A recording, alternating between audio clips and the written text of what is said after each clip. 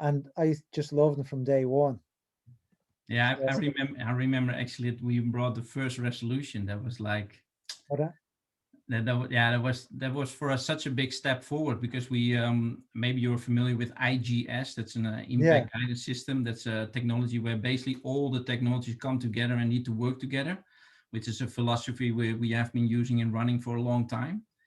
And that, yeah, that's just that was the first shoe we did. We actually did that in tennis, and that Yeah. was for us was amazing moment because yeah, until that time I know that there were a lot of tennis shoes in the industry, of course, but most of the times with tennis shoes, and at that time they were quite heavy or very Yeah. very stiff, and we managed to build a shoe which was yeah, Right. which worked well, and then also know where we were coming from because we have even earlier we were working together with we had the hard hitter. I don't know if you remember that shoe because that No. was even more back. And we had the shoe with one of the first ambassadors I knew was I didn't really work with him, but I know him, was Thomas Enqvist. You, And Thomas he, Enqvist, we built a shoe which was all about stability as well. But I think I had his shoes. That's where I got to know Asics from Thomas Enquist. I thought he was great, really good guy. And yeah, yeah, he was let's Renee, let's get started. We've people are here, they're on time, which is great. Thanks everybody for showing fantastic. up. Everybody, that's Rene, head of tennis footwear innovation at Asics. He's the tennis shoe geek, probably one of the very few tennis shoe geeks in the world. So really excited to hear what he has to say and tell us all about tennis shoes. Just a couple of things before we get started. First of all, welcome everybody. Excited to have you on for our 9th webinar. And next is, let's just quickly talk about the giveaways. We're giving away 3 pairs of Asics shoes. The winner basically gets to choose their shoes. We ship them wherever. One will be picked by people who shared our post on Instagram. They can still share that right now. And so that will be picked. And then we're going to have the best question of the night. We'll get a pair of shoes. And then we pick a random person who was here for more than 85% of the webinar, and they'll go out in tomorrow's email. So that's when we announce the winner. But I'm going to kick straight into Rene here. I'm going to put my mic on quiet because there's no need for me to speak. But if you have questions, please leave them in the question box and we'll try and get through as many as we can. And yeah, let's go. Here we go, Rene. Welcome.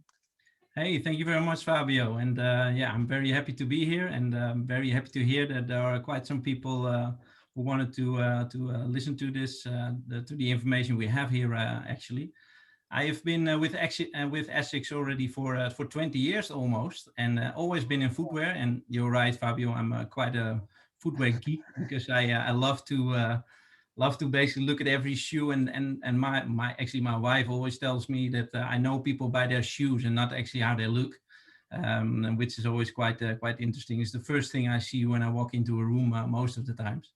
Nice. So and today I'm going to talk about tennis because what we try to do with Asics is and what is very important to us is to make sure that every tennis player finds the right shoe, because that's really important to us, and that's what we're trying to do through a philosophy we have created now, I would say 2 years ago, which is all about playing styles. And to explain this playing style philosophy, I'm going to share my screen with everybody, and that's always an exciting moment, of course. So let's see if everything works well. It must be so. Here we go. Please let me know if everything works like Yep. it should work. And 1 second. Now you should have a full screen. Yeah, that's good, Rene. That's correct? Okay, perfect. So that allows me to talk about our playing styles. And yeah, as I said, we have created this playing style philosophy together with actually a lot of tennis players, because yeah, I have the opportunity to talk to a lot of, let's say, top players in the league. So we have a lot of players like Novak Djokovic, of course, Gael Monfils. We have Goffin, Alex Munar. So we have a lot of players. Iga Swiatek, unfortunately, lost just a day ago, which was a pity. But she's definitely a rising star.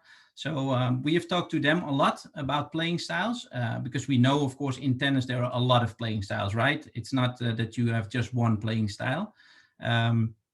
And what we also do is we organize a lot of what we call focus groups. And these focus groups are with players who maybe play once a week, or maybe once even a month, or even less than that. Because what we have learned by talking to the professional players is that, of course, they are into a lot of details. So they look at very small stuff. They, if you ask Novak Djokovic, if he puts a shoe on, he can tell you immediately what irritates him, right? So because he's on his shoe every day, hours, a couple of hours each day. So these kind of players, they know actually everything immediately. But also let's be honest, they are not taking care, or they do not care so much about durability, because yeah, let's be honest, they do this and they get a new shoe, right? But if we talk about recreational players, or players who maybe play once a week, then they are, of course, very critical about durability, because you can imagine if you need to pay 100, 150 or even more euros for a tennis shoe, and they break down very quickly, that is, of course, a big problem, and that will not be good for us as a brand. So that is something we do, and that's why we have our playing style philosophy. And next to that, we find it important that people find the right shoe. But what we also see now happening a lot is that people are actually wearing the wrong shoes. Not only different tennis shoes, but we also see even tennis players wearing running shoes, for instance. And it's not a little bit, no, we see it a lot. And that's a big problem, because it doesn't matter if it's about Asics, Nike, or any other brand. If you wear the wrong shoe, you can run into quite big problems. And I've seen some questions already earlier. And this is also about wearing the right shoe. Because if you look at a running shoe, for instance, and you think about the sport itself, then you know that running is only going in one direction. It's always forward. It's maybe sometimes stopping in time, or going around the corner, but it's never going from left to right in a very quick way. And if you look at, and now it becomes very technical, but if you look at from the back at a running shoe, then the edges of the shoe are very straight like this. And if you look at a tennis shoe, they're a bit rounded. So the outsole is rounded around the midsole. And because of that, actually the brain has a little bit more time to recover. So when you're moving from left to right and you're wearing a running shoe, the shoe will move very quickly like this. So basically you twist your ankle very quickly, and the brain doesn't have a moment to think like, okay, I need to go back.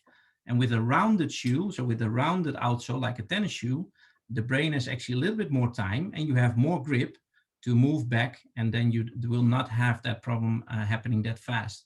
So that's a very small thing, but very, very important to know. And that's why we hope to advise people in the right way and make sure that they find the right shoe. And now I'm going to go into our playing styles to tell you how we think about that. So first of all, if we look at playing styles in general, we have defined 3 different playing styles. And of course, I understand that there are more than that, right? But these are the 3 we see most often. So if you look on the left side, we have the what we call the baseline playing style. If you look at the middle, we have the All-Chord playing style. And on the right side, we have what we call the best of both. And now we'll go into a little bit more detail. So if we think about the baseline playing style, then we are talking about tennis players like Gael Monfils and Iga Swiatek. And if you look at the way of they play, then you can actually see that they move from left to right most of the times behind the baseline, or sometimes a little bit on top. But most of the times they're moving from left to right. And because of that, they're looking for a specific shoe. And this specific shoe needs to give more stability on the inside and the outside of the shoe. So the resolution, which you see here in the picture, is our shoe, which gives you that kind of stability. And I have it with me here as well. So this is another color, but here you can definitely see that we have a very strong element here, what we call the dyna wall. And this dyna wall is very, very strong, making the shoe more supportive when you're actually moving from left to right. And also on the inside, it is reinforced in a stronger way to make sure that there's more stability over there as well. Then if you look at the top of the shoe, you see this blue material here. And this is what we call the dyna wrap. And the dyna wrap is actually a material, is actually locked to the laces. And if you pull the laces, it makes sure that it offers more support in the upper. So it grabs around the foot when you pull the laces. So that offers more support in the upper as well. And again, for that sideway movement.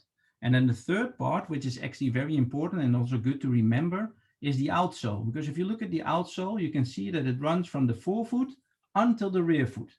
So you can even see in the midfoot area, there's also still outsole. And that's again to make sure when you're moving and sliding from left to right, you get more stability and more grip to make sure you have the right kind of stability to play that type of playing style. So that is the first one. So that's the baseline playing style. Now, if we go to the next, then we're talking about the all-chord playing style. And you can see in the picture already on the left that it's quite different, because this player is somebody like David Goffin or Carolina Garcia. And these are players who are very quick on their feet. They like to move very fast to the net, back and forth, left and right. You see them everywhere, and they are running for actually every ball.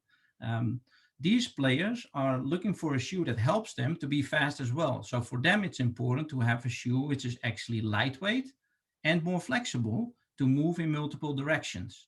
So for these players, we have the Solution Speed, and that's this shoe here. And the Solution Speed is very special as well, because we are offering a flight foam midsole. And this midsole flight foam material is our lightest midsole material, helping you to be quicker as well. Then we have a twist truss, which is very special and also important to remember, because this twist truss is helping us to basically split the outsole in two pieces. So the forefoot and the rear foot. And this is very important because if you compare it to the other one, the Resolution, where the outsole was going from the forefoot to the rear foot, it is important to remember because by taking out the outsole, we can reduce the weight of the shoe a lot, because the outsole rubber is actually the material which is defining the weight of the shoe the most. So that's very important to remember. Another thing, because of the twist truss, we can make sure that the shoe becomes more flexible and can rotate in different directions, but only in the right direction, so only for tennis movement. Otherwise, it will not give enough stability, of course. So the twist truss is very important, and then the flight foam material. And then the third part is, actually, I mentioned it already, is that split outsole. So the split outsole is making sure the shoe becomes lighter weight. So 3 key technologies to make sure that the shoe is lighter weight and offers more flexibility in multiple directions. Now, if we then go to the third one, and before we go into that, it is very important to remember the 2 key things. So 1, the baseline player is all about stability for the sideway movement behind the baseline. And then 2, the all-chord player moving in multiple directions needs to have a shoe which is lightweight and flexible. Now, when I met with Novak Djokovic, he was playing first on the Resolution. And the Resolution is a shoe, as I said, which is more for the baseline player. But when we were talking to him and when he tried our Resolution, he was actually looking for something more. He wanted to have a shoe which offered him the stability and also actually the flexibility and the lightweight. So he was looking for the perfect mix. And that made us think about our top shoe in our tennis collection, and that is the Chord FF. And together with Novak Djokovic, we have built the Chord FF, and we call that playing style the best of both, because he is basically moving left to right and also going to the net. And he is, what you would say, he's more on top of the baseline, putting more pressure on his opponent. Now, what we did with him, with his shoe, is to offer more stability. What he was looking for is we offer a mono sock construction. And it's maybe a little bit difficult to see in the camera, but it's actually this collar lining, that's what we call the collar lining, is connected to the tongue, and it's one piece. So it's basically like a sock. So you can step inside the shoe and it fits like a glove and offers more stability in the upper construction. Then something you will recognize from the Solution Speed is we're offering the twist truss. So again, split outsole, making the shoe lighter weight and more flexible. And the third part is using, again, the flight foam midsole to reduce the weight of the shoe and offer more cushioning as well. So these are the 3 key playing styles we have defined within tennis to make sure that in the end consumer understands, okay, this is my playing style, this is very close to my playing style, so I have to look at this type of shoe. So if you're a baseline player, more behind the baseline, the Resolution is the perfect shoe. If you are more like David Goffin, you like to move around very quickly and go to the net very often, then the Solution Speed FF is lightweight, flexible, perfect for you to move in all kind of directions. And if you want to be like Novak Djokovic, you think you'll be the next #1 in the world, then the Chord FF is the perfect shoe for you, because it's a combination of both. So these are the 3 playing styles we have. And so far we get really good feedback from players, because we have been testing this with players, like I said in the beginning, but also with in different levels, because that is for us very important, especially that consumer who plays maybe once a week and wants to have the perfect shoe, because nowadays people do understand that they need to have a certain racket, for instance, although sometimes people just buy the most expensive one and also think that they're the best player, of course. But with shoes, it's sometimes difficult to find the right shoe. And by doing this through our playing style philosophy, we feel that we can answer those questions in the best way. So that basically ends my presentation on playing styles. And I'm more than happy to answer some questions. Rene, that was great. Really, the Novak shoe is something that I remember the old version, the initial version with the sock, which I never really liked. It's come on so much since then. And I just saw it's interesting. The sock for me is always a bit of hard work, I think. Maybe I have big feet, bigger feet than my size, if that makes any sense.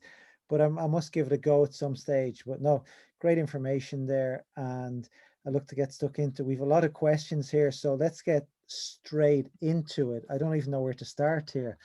But okay, we've a question here from Atina.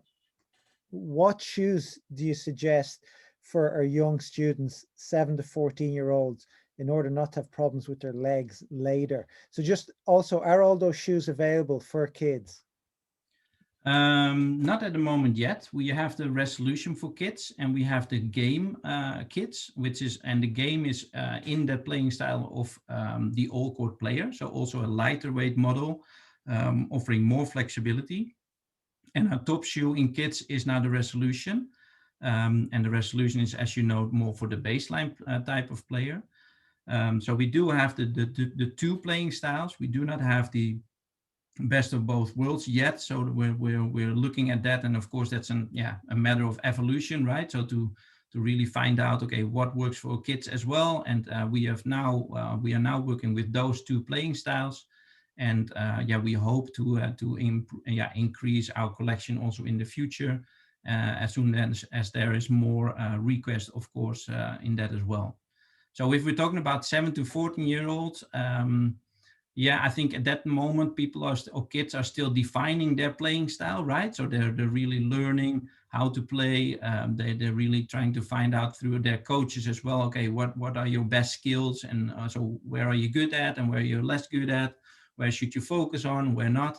And for those players, most of the times what we see with kids is that the Resolution works really well for them, because it's such a comfortable shoe and offers you the right kind of stability, grip, and also comfort. Because I think especially for kids, comfort is really, really important, because feet are growing. You need to have a little bit more space in the forefoot, for instance. And you need to have the right kind of cushioning, the comfort to cope with all the impact you're having during the game. Nice. So the Resolution for the kids is. I would say so, yes. Yeah, great, thank you. And this question is straight one after from Nikolai. For the kids Resolution, like how long should the hardcore outsole last for somebody playing 10 to 12 hours a week? Because we know they are expensive. So what sort of time frame would you give them on average? Oh, I get that question so many times, and I find it so difficult to answer this question, because it depends on so many different factors. It is already said it's about hardcore, right? So hardcore is it can be, but if you talk about hardcore in, for instance, the UK or in the south of the US, or where it's extremely hot, or as you see now in Australian Open, right? You can imagine that conditions are quite different, and that can change the durability of the shoe. We do learn also now, because that's what we're asking our players. Okay, what happens with those hot temperatures? Is there something changing? Fortunately, the durability is actually working well for us. Sometimes you do hear that, of course, the feet become very hot and they need to have more breathability. But that's always a difficult one, because you need to have the durability in the upper as well. So if you make a very open structure, you can imagine the durability will go down quickly. So yeah, I find it very difficult to answer. It's I think what I always advise people when they need to know when their shoe is worn out or things like that, is to look at a couple of things. One of the things is just like people when they get older, look at wrinkles. So look at your out midsole and look if there are wrinkles coming in the midsole, because that is the first moment where you can tell, okay, cushioning is getting less. Next to that, of course, your own feeling. How does the shoe feel? I can understand with kids sometimes it's a little bit more difficult to define, but it is important to understand, okay, what do you feel? So I always try to explain, when you get into your shoe the first time, when you look at your shoe the first time, almost make like a kind of a picture of it, and look at things and signals that can show the shoe is wearing out. Then another thing which is important is to look at the outsole. Of course, every outsole you can clearly see that there's a design in there, and this design is not just to look good. It's more. So if you look at the resolution, for instance, you can see diagonal lines. You can see these lines, and they're all built in there with a certain purpose. So they get for instance, the horizontal or the vertical lines. They offer more grip when you're moving forward. Diagonal is more when you're turning. Horizontal is more when you're going from left to right. So look at those designs also at the beginning, and you will see at some point that they will wear out, right? So they smoothen, so it becomes more smooth, and you will feel that as well, because the grip will get less. And then probably the last one you should have a look at is also the upper construction. So look at things like at some point there will be holes, right? Because if the shoe is really getting old, then it depends a little bit on your playing style again. You will see some holes appearing, and that is something you have to look at, of course. But if that happens, then the shoe is quite old, I have to say. So again, very difficult to answer. I would almost say more than happy to look at the shoe and give some advice. But I think at the last, I would always check with my coach as well, for instance, who know a lot, because they are playing so many times and see so many shoes and players that they can give you advice as well. Normally it's when I can see the toe. That's already quite late, I would say. We have a couple of questions here, actually roughly the same, but I just want to ask you a quick one now. I don't know if you can answer this or if you're allowed to answer this. How many pairs of shoes does Novak Djokovic go through in a year? How much would that be? Again, depends a little bit on how he is performing. Like, would he go through 300 pairs a year? No, I wouldn't say 300 pairs a year. I think it's maybe 2 or 3 every, what is it? 1, 2, 3 month. And maybe four pairs a month, 5 pairs a month. It depends a little bit on, especially now it's difficult to judge, right? Because it's so different. But what we experience with many of the players, if they are performing well, they tend to do longer with the shoe. So I think I saw one of the questions where somebody was asking how many times they were changing their shoes, or if we were able to change somebody to another shoe.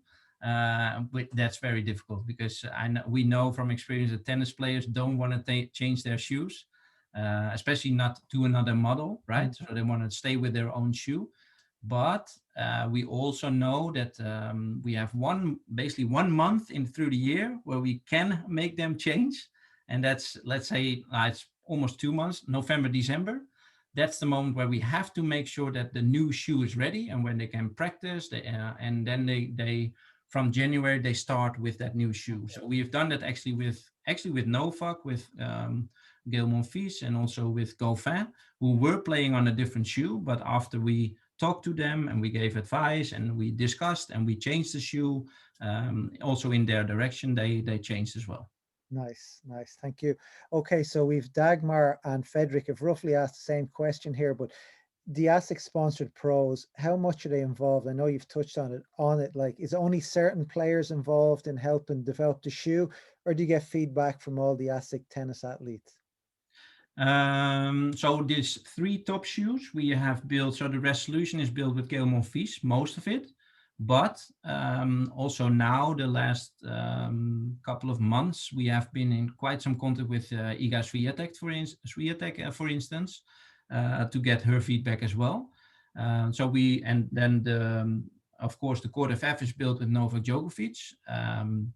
And then the solution speed is built with Goffin and Alex. And so we really look at their playing style. We try to find out through them as much as possible what is important, what we need to improve, because that's also what we call an Asics principle, is Kaizen principle. That means continuous improvement. So the next shoe needs to be better than the old one. So that's why we're always exploring with these players to find new stuff to improve the next shoe.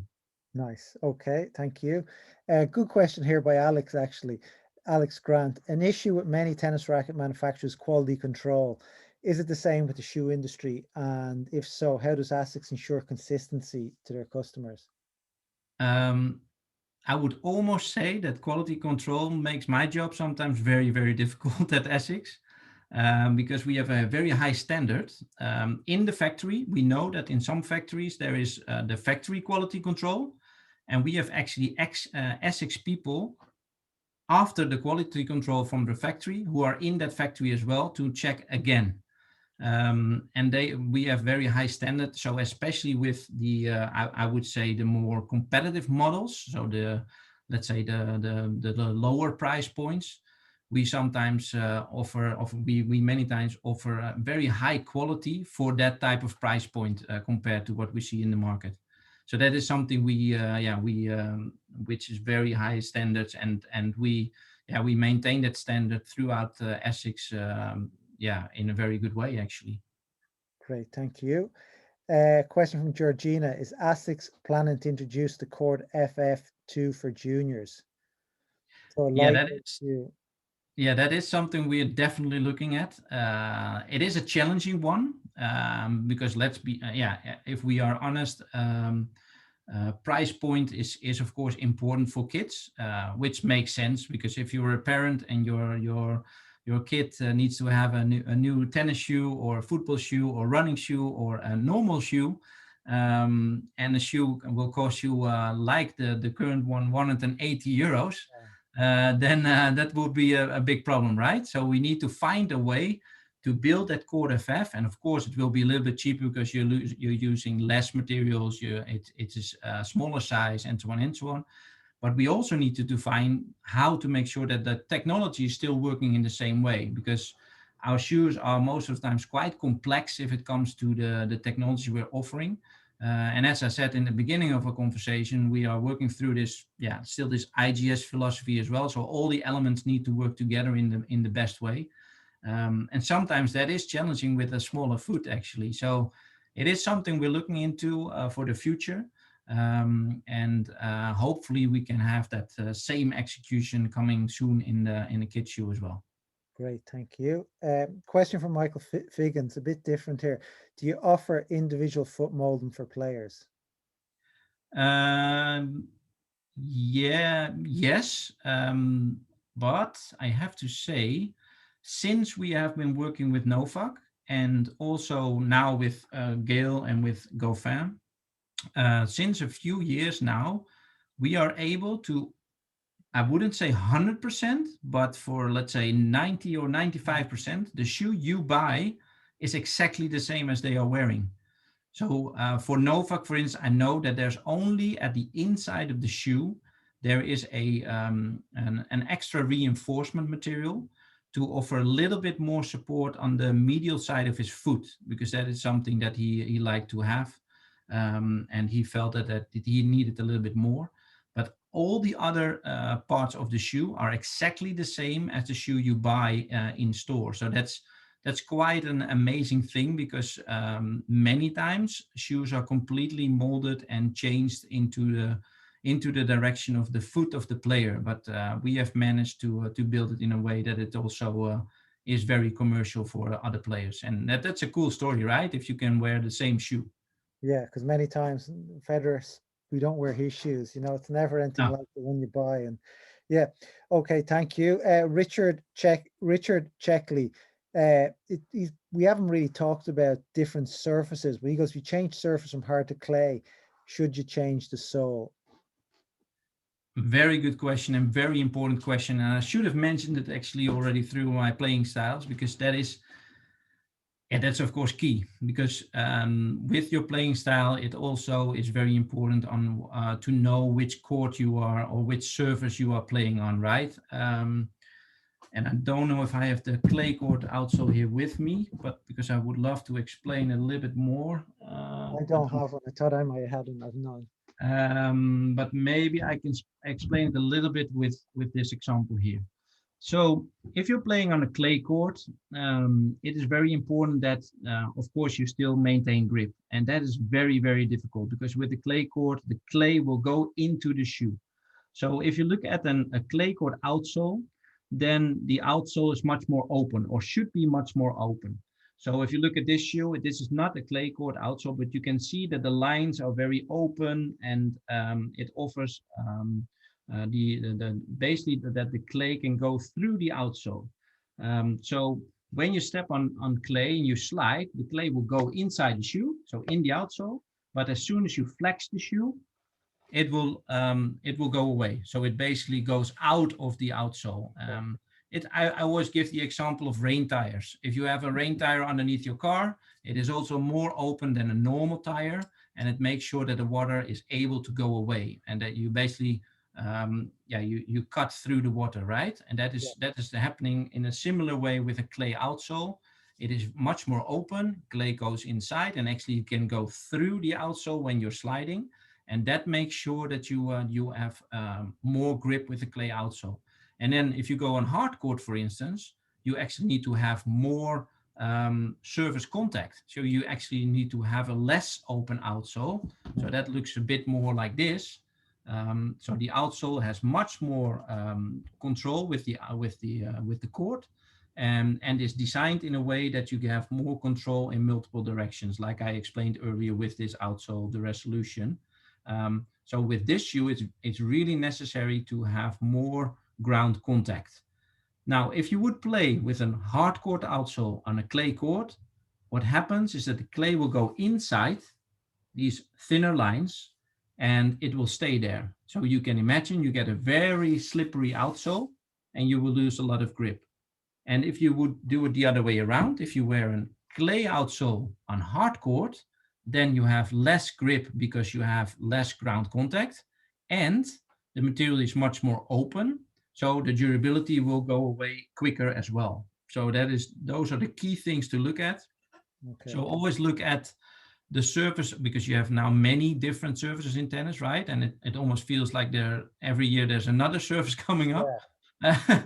But I think what is important to understand is always look at the surface. If there's a lot of sand, clay, or other let's say small parts, then it's important to have this clay court outsole. If it's more like firm, like the hard court outsole with no sand or clay on it, then it's very important to have a more closed outsole to have more ground contact. Okay, thanks. I can't find a question here, but there's a lot of people in the Ireland and UK here, and there's a lot of artificial grass in Ireland and the UK. So for those, I don't know who asked the question, we'll find, do you recommend the clay court so for artificial grass? Yeah, again, I would always look at how much, because some of the, I know, for instance, in the Netherlands, you have artificial grass with a lot of sand Yeah, inside that's of what it. it's like here. And if there's a lot, I would really look at the clay court outsole. If there's, because in the Netherlands, you also have artificial grass with hardly any sand, and it's very, let's say, short Hmm. artificial grass, then actually for some, it works better with the hard court outsole. So I'm sorry, I cannot really answer it directly, but I would definitely try to look at what is on the court itself. And Um, and also another one I use, I'm lucky that you guys have sent me some grass court shoes. That's what I use in artificial grass. Why can people not buy like the Novak Djokovic shoe in a grass court sole?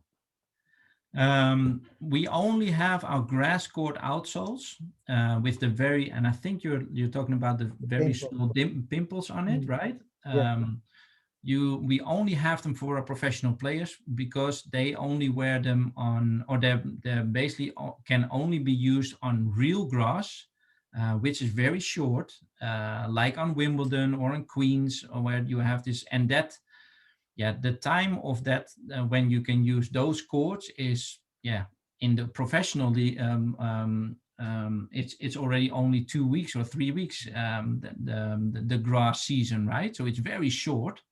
um, and because of that, there's not, to be honest, not so much demand on that outsole. And we also know with the small dimples that as soon as you go on artificial grass, so you go off the, let's say, real grass, it tends to wear out quite quick. So it's very difficult to build such a shoe with the kind of durability we want to offer. So with the yeah, quality we like to offer, and that's a little bit a challenge. And of course, we're keeping an eye on this. And as soon as Wimbledon comes to the Netherlands or something like that, where it's even more challenging, I would say, then it's something we will we will develop as well, of course. yeah. They definitely don't last too long. Question here from Jason Maniac. Do you know if Djokovic can slide on hard court with a fresh pair of Asics, or does he have to wear them down a little bit first? We know, for instance, that Monfils can do it. With Novak, I would say he probably can do it, but because he's very extreme in his movement, right? So Hmm. um, we know what we try to do with his shoe, and that's maybe also a nice one to point out. Also with Court of F's, if you look at the side of the shoe. So I was talking about these rounded edges, right, with tennis Yeah, shoes.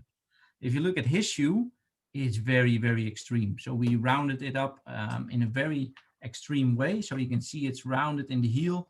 It goes actually here even more extreme. And that's why, because he is sometimes in situations like this. You have probably seen those pictures. It is Spider-Man. painful to look at already, to be honest. So he is always looking, and that's why we talked about with him as well, for that extra kind of grip, even in those extreme conditions. Um, but yeah, I'm sure he is able to slide, but it is really finding the right balance, right? Because Yeah. it cannot be too much, of course. Okay, great. So yeah, we'll have to test them out someday, live video and test them out if we can do it. Yeah, Uh, yeah, that would be quite a nice challenge. Let me see here. There's a lot of questions here, so I'm going to be sorry if I won't be able to answer everybody's questions. We're going to try and get through as many as we can. What's going on lately? Is there another question, Richard? What's going on lately with players breaking laces? Like, how come they're breaking so many laces? They're not all Asics, but it's different brands. Is there any reason for that? I think if you compare the game of today with a couple of years ago, it became a bit more extreme. So also, just like I showed with Novak, right? So his way of moving and how the foot are sometimes placed, or the Mm, feet are sometimes placed, the laces actually touch the ground, which feels very weird, but it yeah. actually happens. And we hear that sometimes. I cannot say it's often yet, but it's definitely something we're looking at.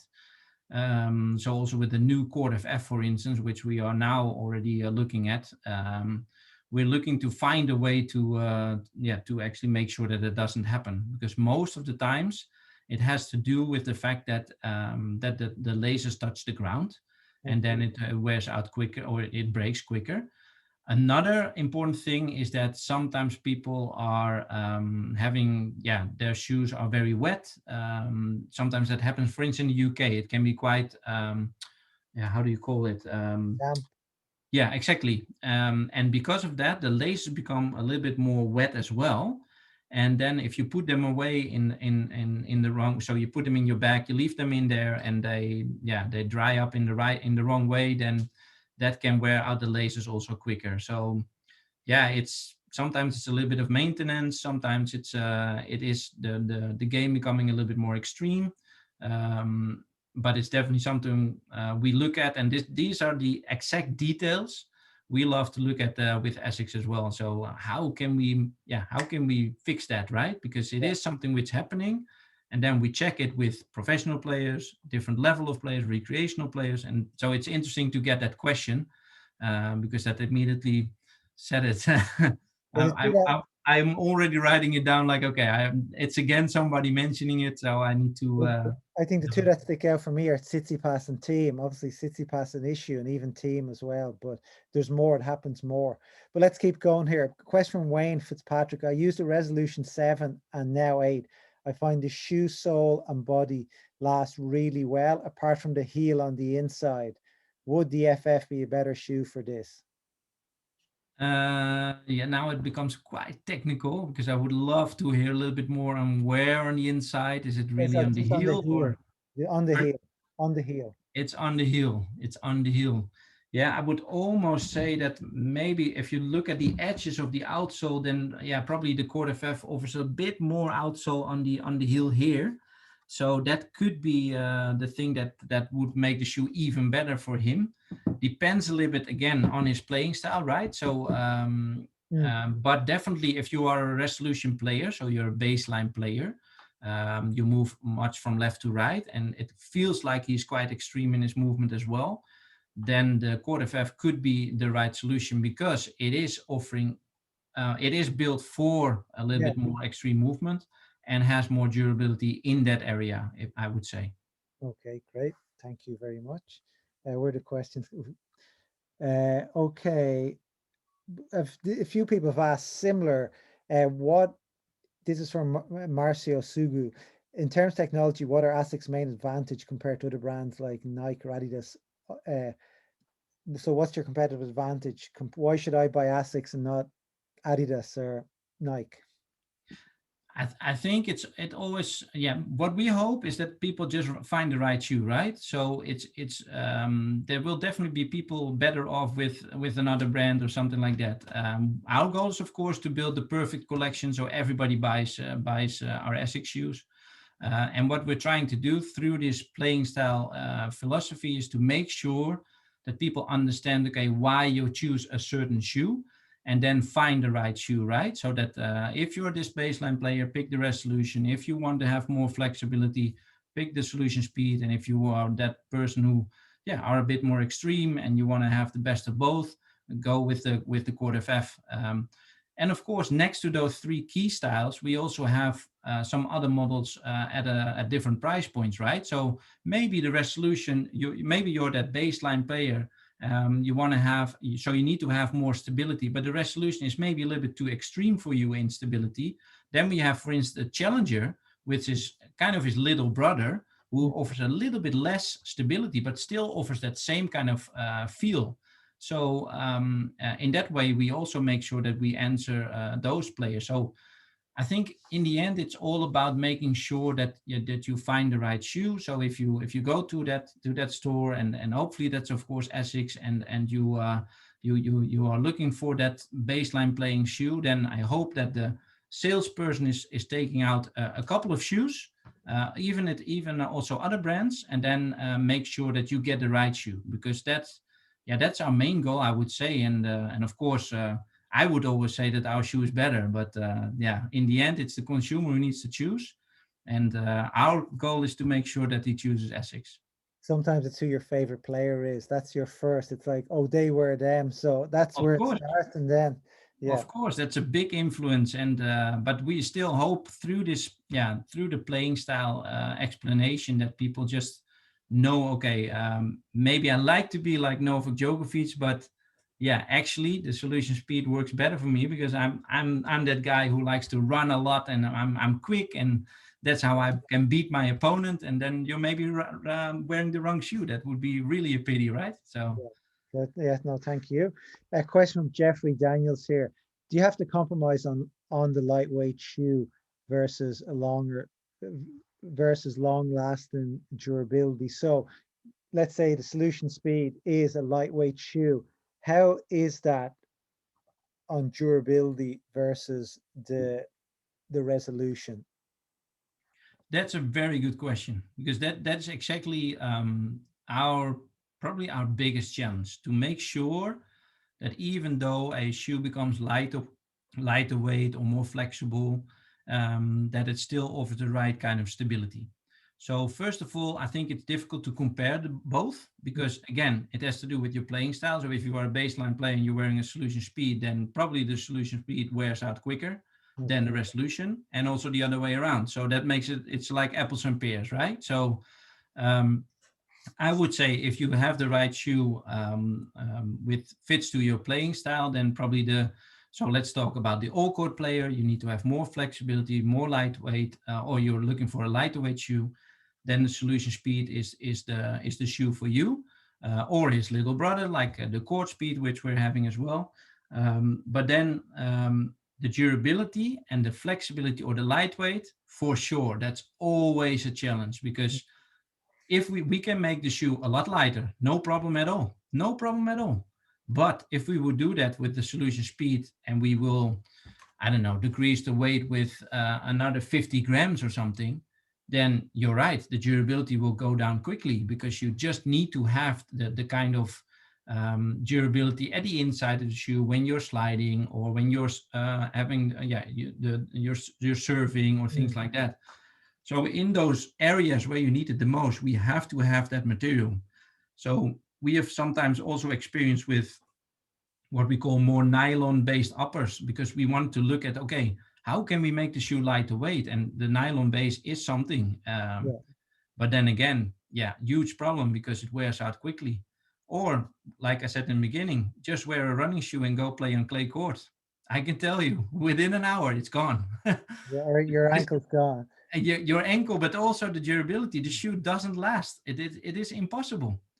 It just will wear out. So it's always about around. For us, it's always about finding the right balance between. Okay, what's the main goal? Is it stability? Is it lightweight? Is it best of both? And then look at, okay, how far can we go with the and make sure that we still offer the right amount of And durability. I think it's also down to the player also how often they play. So are they professional? Are they an amateur? I play once a week, twice a week. So if you're only playing once a week, you can possibly get the lightest shoe out there because you're not really going to go through it. So I think there's a lot going on there. Question here from Gemma Coventry. My son currently uses all-court trainers, so I'm not sure if they're tennis shoes, all surface tennis shoes. How much would he benefit from using clay for clay courts, indoors for indoors, and hard court shoes for hard court? Obviously, it's an obvious benefit there. Yeah, the biggest benefit is I sometimes call it trust. So we have a guy like Gil Monfils. Mm. He does crazy stuff, right? He sometimes, I think, when was it last year, US Open? He did a 360 when he was trying to smash a ball, and he actually scored the point. And I always say you can only do that if you trust everything you're wearing, right? So also your shoes. If you even doubt a little bit, you would never do Yeah, such a thing.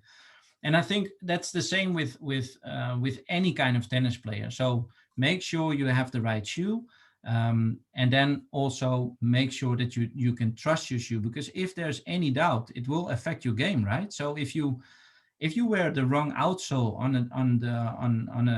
a hard court surface, then for sure it will slip, and that will make you doubt. And I think doubt is one of the biggest problems when you're playing tennis. You cannot have any doubt about that, right? yeah, Um, so yeah, I cannot put it into percentage or something or into numbers, but yeah, I'm sure that when you just know you can trust your material, like your racket, it needs to work. If it doesn't work, yeah, you're already behind. Yeah, you're always like 2 or 3 points behind, right? So Yeah. yeah, I think it's extremely important to make sure that you find the right shoe, and that's why yeah I'm talking about it so much, and it's our goal to make sure that everybody understands. That makes total sense. Like, and if you're trying to be the best you are, every little thing makes a difference. So your Yeah. best rings, best racket, having the right shoes for the right surface. Too many times you see people slip. I have a quick story where I played the national indoors a couple of years ago in Belfast and was on carpet, and you guys had sent me a pair of shoes or something. So I have a brand new pair of shoes, great. I think within 2 games I fell hard because too much grip Yeah. and I rolled over. So I think it's really important. Like, one thing we push a lot of functional tennis is like, do all you can to make yourself the best possible player, and having the right soles, no matter what brand, for the right surface makes a big difference. And if you're doing other sports, you go and run and wear running shoes. If you're, whatever you're doing, wear the right shoes. So I think it's really important to answer that question. Okay, we're getting through here. Uh, Question for Vasilia Jursovic. What's your favorite tennis shoe, Rene?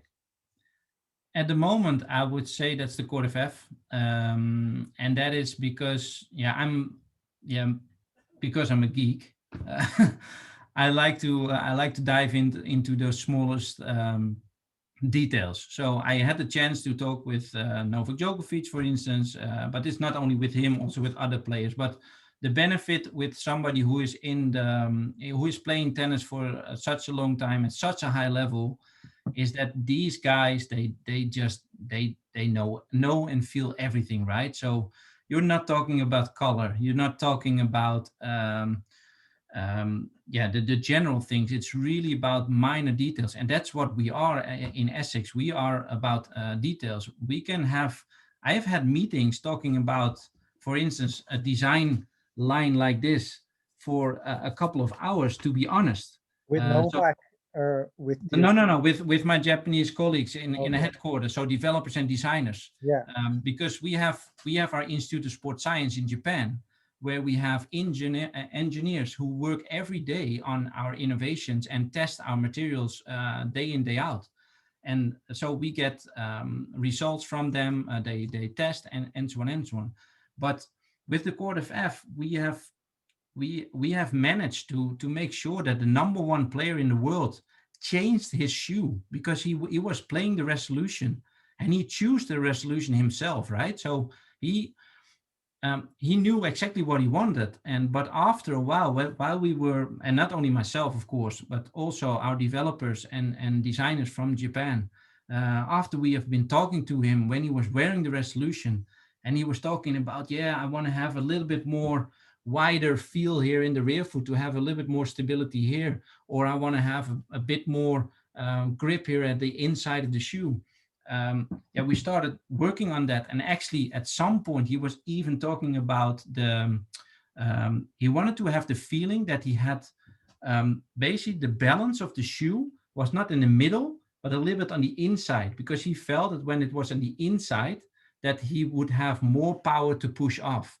And the funny thing was that our engineers in Japan were looking at the same thing. So I was so lucky because I had a presentation with me, and I could go into that subject, and that yeah. was fantastic because, and so we had like 7 prototypes with us.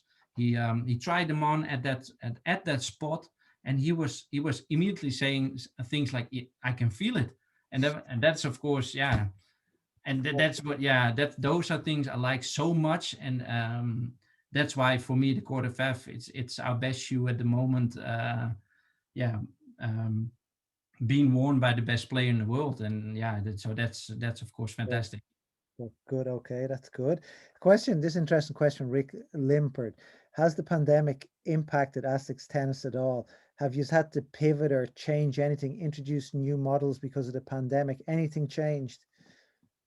um I think for me, actually, it was actually quite good, and it sounds weird, but I had the opportunity because people are more used to talking like this, I had more opportunity to talk to our players. So I've talked a lot more through video conference with players to see how we can move forward. And of course, the bad side of it is that they were not able to test as much. So that was a little bit a bigger problem for us. So also with the next quarterfinal, for instance, we had to use a bit more time to have Novak test it and get our feedback and things like that. So that takes more time. But on the other hand, it's also much easier to just send a message through and then ask for a half an hour meeting with some of these players, because they're in the bubble, so they actually have time to do that. And I hope because of that, and them knowing that it only takes half an hour, even if it's 20 minutes, it's fine with us. That we can continue that way of working, because that will allow us to improve our products even more. So yeah, in that sense, I think it worked actually quite positive for me and for Asics to keep on building and improving our products. And the bad part, I would almost say, is maybe the wear testing, but yeah, still we have the enough opportunity to test by players and our Institute of Sport Science in Japan. Great. From Con, does the Court FF come in a women's shoe? Yeah, we have the Court FF already as a women's shoe as well. Yeah. Okay. Ashley, and this is another Irish English question. There's a lot of rain up here in the northern hemisphere. Is there any particular sole you recommend, or does it depend on the surface again when you're playing in damp conditions? Yeah, I had an interview, I think 2 weeks ago, and I got the same question. And yeah, again, I have to refer to really check the surface, check if there's a lot of loose ground. How do we say so? Like clay or sand or things like that, and then work with that, because you can imagine if it's a little bit more wet condition, that the sand or the clay will stick even more to the outsole. So probably the clay outsole works best, right? So Okay. but it still depends a bit on, okay, what is the surface. Okay, great. Have Joris here. This is an interesting question. One I thought of actually as well. What's the difference between tennis shoes and paddle shoes? Playing style. So I don't know how familiar everybody is with padel. We are very familiar with padel because we are in footwear actually the #1 brand in Spain, where padel is the biggest sport. It's even bigger than tennis at the moment. It's a fantastic game to play. Also, when you're a tennis player, actually, it's really fun. It's very quick, and but for instance, if you play padel, you're always with two at one side, so the movement is a lot smaller distance, right, than in regular tennis. It's a bit more forward moving, backward moving as well, because you mostly during the game you go back and forth together. So as a couple you go back and forth together, because otherwise, it's tactically very difficult to win the game. But because of that, the outsoles are different. So we just like I try to explain with the different lines. Also in padel, we're looking at a different outsole, which offers actually more flexibility even than what we offer in a tennis shoe. It's a bit more lighter weight as well. We can use a little bit more open structure because it's not as there's not so much durability issues as you have in tennis. So again, it's playing style, it's different surface. Yeah. If you would play on a hardcourt outsole, that's my own experience, on let's say the more regular courts in padel, you will slip everywhere. So make sure you have a clay court outsole. Great. Okay. Something I've seen a lot here is plantar fasciitis. And what do you recommend for somebody with plantar fasciitis? What shoe would be your pick, and any other advice you can offer? There's loads of questions with it here.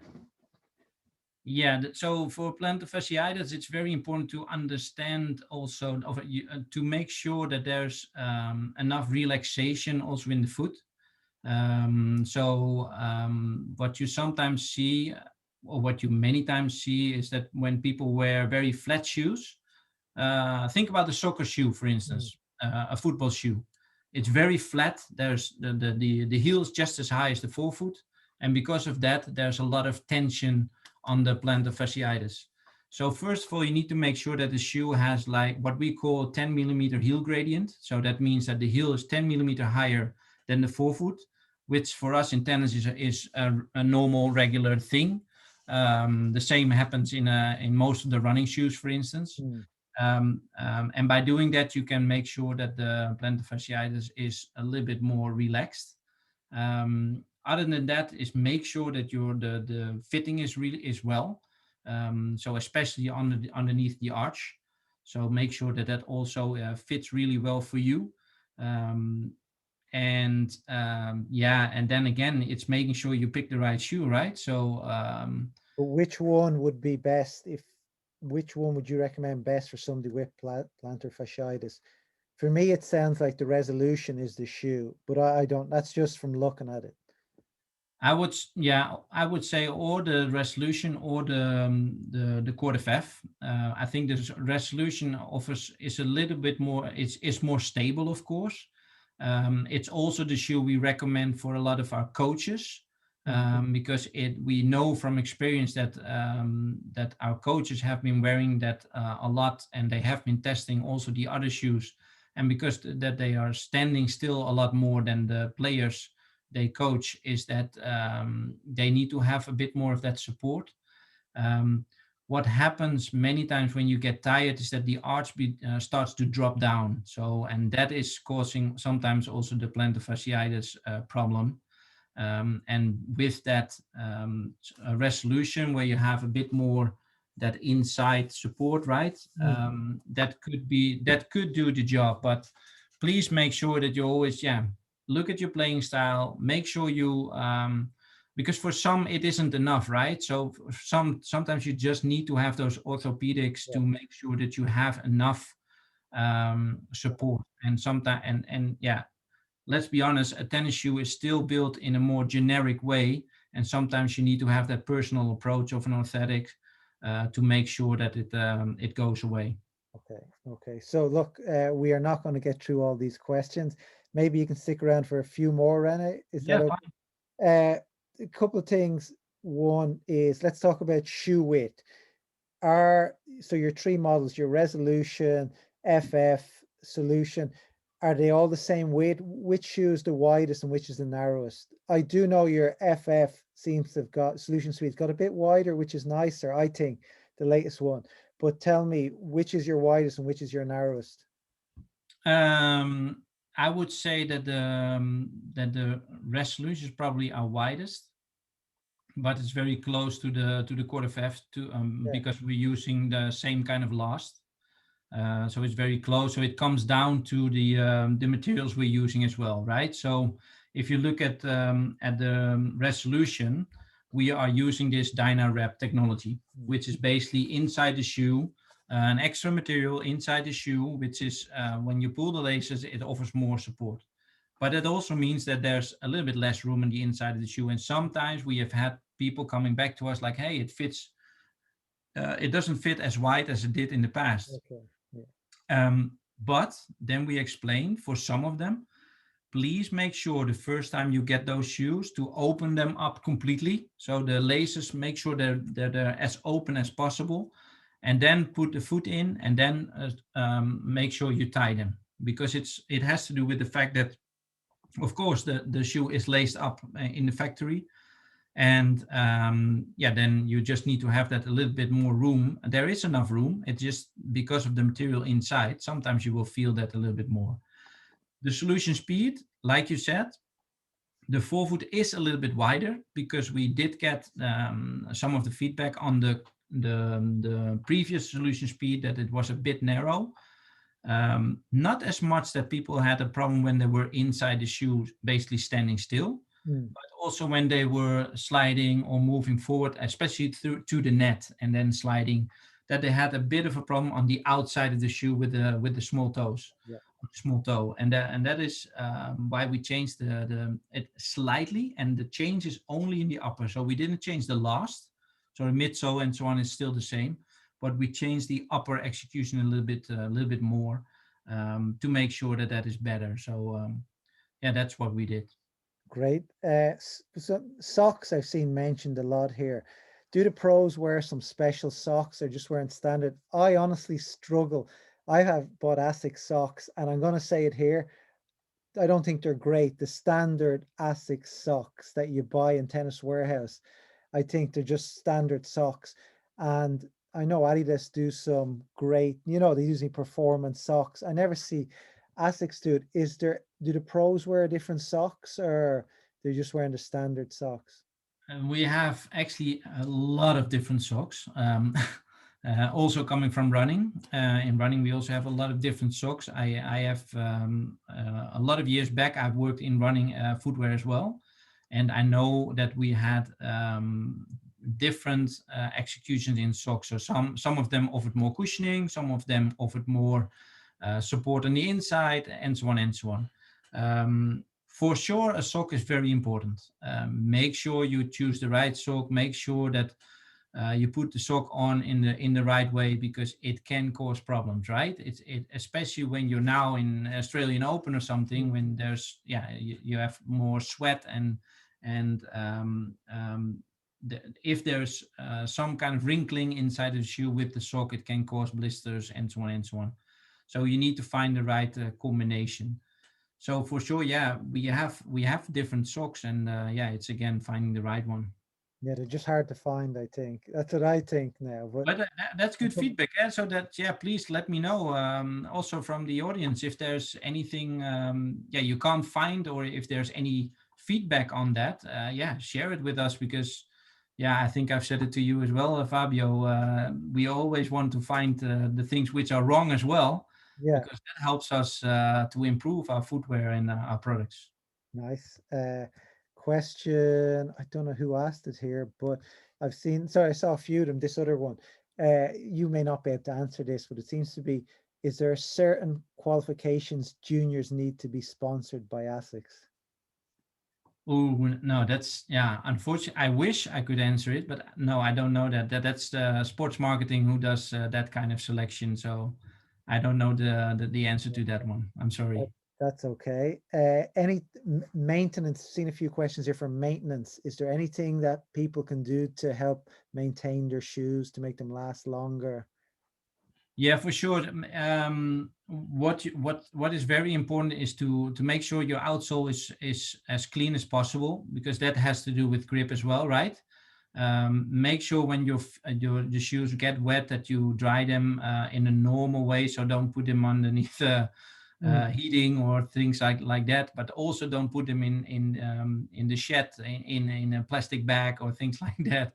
Just take them out there and put them in let's say a normal room, and let them dry and clean them as much as you can, because in the end it's all about when the shoe get more wet, or where there's some kind of debris inside your shoe, especially inside your shoe, can cause problems. Because just like with the socks, if there's anything inside, and we try to build shoes with special tongue inside, which makes sure that the debris doesn't get inside shoe that much, but for sure the clay will get inside. Try to get it out as quickly as possible and as much as possible, because it can cause blisters, of course. Great. Last question is on the guarantee. Is there a guarantee with tennis shoes? Here's what I found. Oh, sorry. Oh. Siri jumped on there. Is there a sole guarantee with Asics tennis shoes? We don't have like an official guarantee or something. So it's not that you have a 6 month guarantee, and that mostly has to do with the fact that that it's so difficult to define, right? So when a shoe is how long a shoe needs to take, because I know we test with players who sometimes, and then we're talking about our samples, who sometimes ruin our shoes within a month, or within 3 weeks, or even within 2 weeks, because they are so extreme. They practice 3 or 4 hours in the morning, and then 2 hours in the afternoon. Yeah. And these are these players who are trying to get to the next level, right? So they're really youngsters and really good players. Yeah, so no, we don't have a guarantee, but I always say, as I said in the beginning, have a good look at your shoe when you buy them, check them, and when you feel that it is weird, right? Just check with your local retailer or with your coach. Most of the time, your coach can tell you because they're so experienced, and otherwise, reach out to us because we can also give you answers. Yeah, great, thanks. And I've just gone through the questions here, and I'm not. A lot of them said Asics laces. A few people mentioned they've snapped. And Okay. where can they buy? Can they buy Asics laces separately? Not a Uh, lot here. I've just a couple. No, I think you should be able in our own stores, for instance. Not sure completely, but I think we have our lasers in our own retail stores, so the Essex retail stores. Yeah, I know. I know. A few years ago, mine did snap before, but the newer ones, I think are I haven't had any issues with. So that's just. Yeah, And I did say it to you guys a few years ago when I first started talking to you, is that I did have laces that snap, but I like to pull them tight. And anyway, that's that. Rene, you were amazing. So many more questions here. What I'm going to do is download them all.